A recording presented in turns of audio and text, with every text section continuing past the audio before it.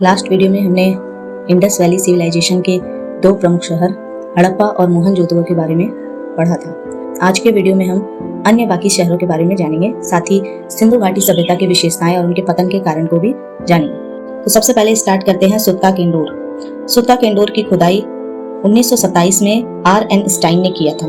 यह सिंधु घाटी सभ्यता का सबसे पश्चिमी स्थल है, जो कि दास नदी के किनारे है। यहाँ से बंदरगाह भी मिले हैं। इसके बाद आता है चन्हुदड़ो, जिसकी खुदाई 1931 में गोपाल मजुमदार ने की थी। यह पाकिस्तान में सिंधु नदी के तट पर स्थित है। यह एकमात्र ऐसा शहर है जो दुर्ग रहित था, जिसमें कोई दुर्ग नहीं बनाए गए थे। यह एक औद्योगिक शहर है और यह एकमात्र पूरा स्थल है जहां से वर्गाकार ईंटें मिली है। साथ ही यहाँ खुदाई में अन्य वस्तुएं जो प्राप्त हुई हैं वो है सौंदर्य सामग्री, मनका, गुड़िया, सुई धागा, बिल्ली का पीछा करता हुआ कुत्ता का पदचिन्ह और अलंकृत ईंट। नोट करने वाली बात यह है कि जिस भी शहर में दड़ो या फिर कोट शब्द जुड़े हुए हैं वे स्थान पाकिस्तान में पाए गए हैं, जैसे चन्हुदड़ो, मोहनजोदड़ो, जुरीद जोदड़ो, बालाकोट, डाबरकोट और कोट दीजी। इसके बाद है रोपड़। रोपड़ की खुदाई 1953 में यज्ञदत्त शर्मा ने की थी। यह पंजाब के सतलज नदी के किनारे स्थित है। ये इसका आधुनिक नाम रूपनगर है और यहाँ पर मानव के साथ साथ उनके पालतू पशु कुत्ते का भी साक्ष्य मिला है। ऐसा ही शव नवपाषाण काल में जम्मू कश्मीर के बुर्ज में भी मिला था। इसके बाद आता है बनवाली। 1973 में रविंद्र सिंह ने इसकी खुदाई करवाई थी और यह हरियाणा में स्थित है। यह रंगोई नदी के समीप स्थित है। यही एकमात्र शहर ऐसा है जहां पर जल निकासी की प्रॉपर व्यवस्था नहीं थी। यहाँ पर नाली न मिलकर घरों में ही सुख्ता व्यवस्था मिली है। यहाँ की सड़कें टेढ़ी मेढ़ी थी, अर्थात सड़कें नगर को स्टार शेप में विभाजित करती है। इसके बाद शहर है कुनाल। यह हरियाणा के फतेहाबाद जिला में स्थित है और चांदी के 2 मुकुट यहाँ से मिले हैं। कालीबंगा शहर। कालीबंगा का अर्थ होता है काले रंग की चूड़ियां। यहाँ से अलंकृत ईंट, चूड़ी, जोता हुआ खेत, हल एवं हवन कुंड भी मिले हैं। और यह राजस्थान में सरस्वती नदी, जिसे घग्गर नदी भी कहा जाता है, इसके किनारे हनुमानगढ़ जिले में स्थित है और इसकी खोज अलमानंद घोष द्वारा की गई। कालीबंगा के लोग एक साथ 2 फसल उगाते थे। वहाँ एक ही खेत में चना और सरसों दोनों के उपजाने का विवरण भी मिला है। इसकी खुदाई बीके थापड़ एवं बीबी लाल ने किया था। इसके बाद आता है शहर धौलावीरा। यह गुजरात में स्थित है और यह सिंधु सभ्यता का सबसे बड़ा स्थल है। इसकी खुदाई सबसे पहले जेपी जोशी ने 1967 में किया था और इसके बाद इसकी पुनः खुदाई करवाई गई रविंद्र सिंह बिष्ट द्वारा 1990 और 91 में। यह गुजरात और पाकिस्तान दोनों में फैला हुआ है। सिंधु सभ्यता का सबसे बड़ा शहर जो भारत में स्थित है वो राखीगढ़ी है, जो कि हरियाणा में है। इसके बाद है सुरकोटका। यह गुजरात में स्थित है और इसकी खुदाई जगपति जोशी ने करवाया था। यहाँ से कलश शवाधान और घोड़ों की हड्डियां मिली हैं। यहाँ छोटे बंदरगाह भी मिले हैं। इसके बाद आता है लोथल। इसकी खुदाई रंगनाथ राव ने भोगवा नदी के किनारे अहमदाबाद में कराया था।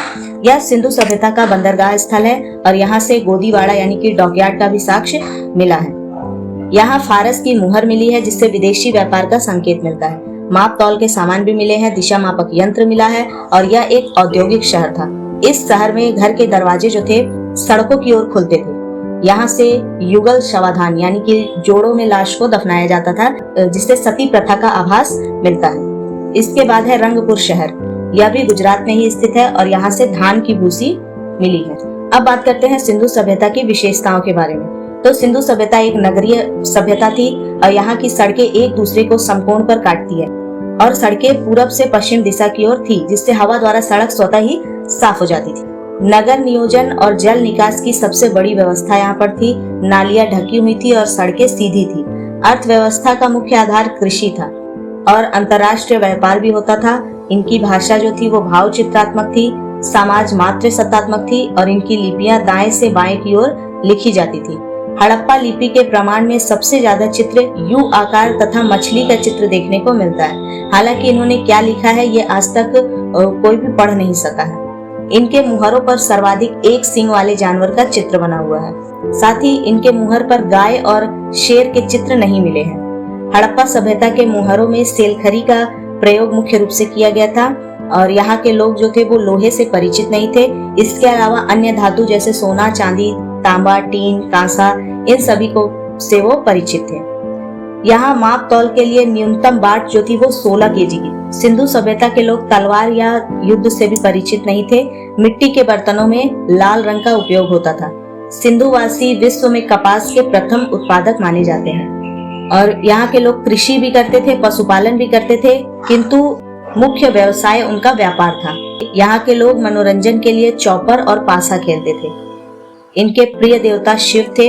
इनका पसंदीदा वृक्ष पीपल, पसंदीदा जानवर सांड या फिर वृषभ और इनका पसंदीदा पक्षी बतख है। और यहाँ के लोगों की सबसे आदरणीय नदी सिंधु नदी थी। समाज भी 4 वर्गों में बटा था: विद्वान, योद्धा, व्यापारी और शिल्पकार, साथ ही श्रमिक। वस्तुओं का आयात किया जाता था और कौन सी वस्तु का आयात किस प्रदेश से किया जाता था ये भी देखते हैं। सोना का आयात अफगानिस्तान, ईरान और कर्नाटक से, चांदी का अफगानिस्तान, ईरान, तांबा का बलूचिस्तान, खेतड़ी और ओमान, टीन का ईरान और अफगानिस्तान से, गोमेद का सौराष्ट्र से, लाजवर्द का मेसोपोटामिया से और सीसा ईरान से।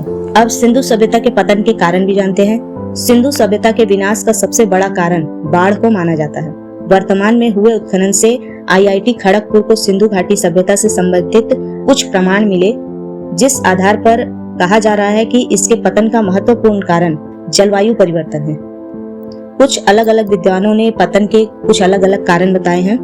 गार्डन चाइल्ड एवं व्हीलर ने बाह्य और आर्यों के आक्रमण को सिंधु सभ्यता के पतन का कारण माना है। जॉन मार्शल अर्नेस्ट एवं SR राव ने बाढ़ को इसके पतन का कारण माना है। ऑरेल स्टेइन और अमलानंद घोष ने जलवायु परिवर्तन को कारण माना है।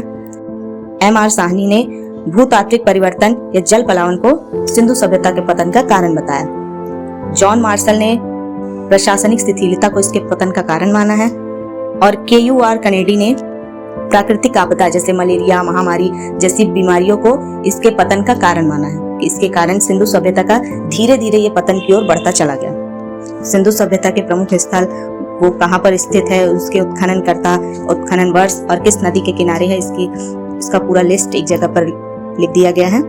अगर ये वीडियो आपको पसंद आया हो तो इसे लाइक जरूर करिएगा। Thank you. जय हिंद।